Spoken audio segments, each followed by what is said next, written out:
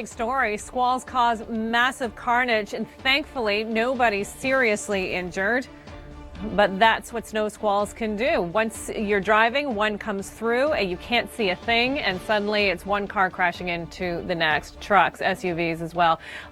School buses were in the ditch. My niece's school bus went into the ditch in Dufferin County on Thursday morning as well because of the snow squalls. Second time this winter. Thankfully, nobody hurt.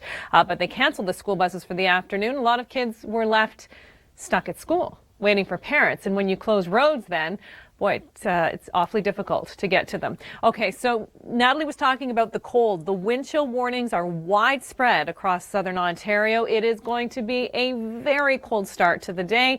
If your children wait for a bus, you may want to make sure that they're bundled up and the buses are running as well, because if it's so cold, they may not get started. And we're talking about temperatures, core temperatures in the mid-20s with wind chills around the -30 mark, in some cases even colder than that. Let's talk about snow on the ground. There has been continuous snow cover in Toronto for 81 days since December 9th, and that is not expected to melt anytime soon. So it continues to be one of those classic winters where the temperatures are very cold and the snow stays on the ground.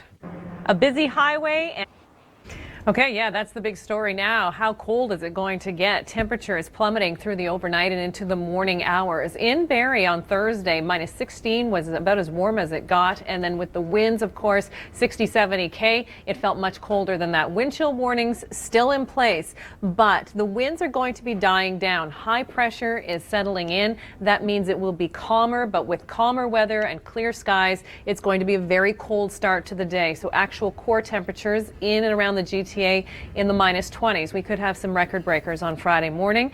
We may have some buses that don't want to move as well. It may be hard to get your car going. Again, with wind chills closer to the -30s.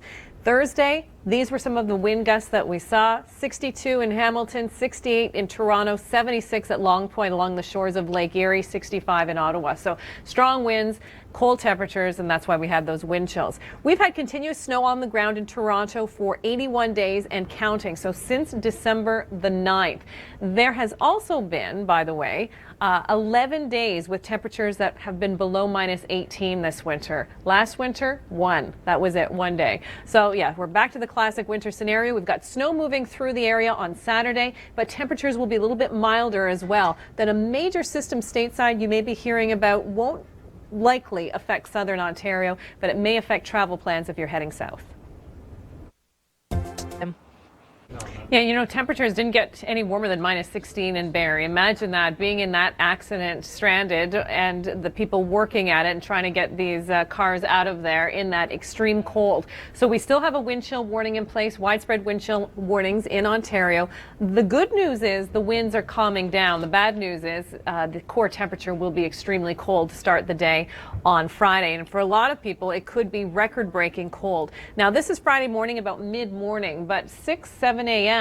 we're looking at temperatures around -25, say in Hamilton, for example, and then wind chills closer to -34. So this is extremely cold, especially for the last day in February. I would not be surprised if records are broken. Thursday, the winds were like this, so very gusty. It made it feel much colder as well. So again, we're looking at a calmer day on Friday. Let's go to Birchie Bay, Newfoundland, and getting colder. There's Nuka. Beautiful shot too, but it's cold. Temperatures on Thursday across the province of Newfoundland, record-breaking, including in Badger, where it broke a record from 1973. So that's stood for a while, -32.2. That's a very cold start to the day. And we're looking at some active weather for you on Friday. So Friday morning, temperatures will be chilly. We've got wind chills as well, but not quite as cold as it was on Thursday.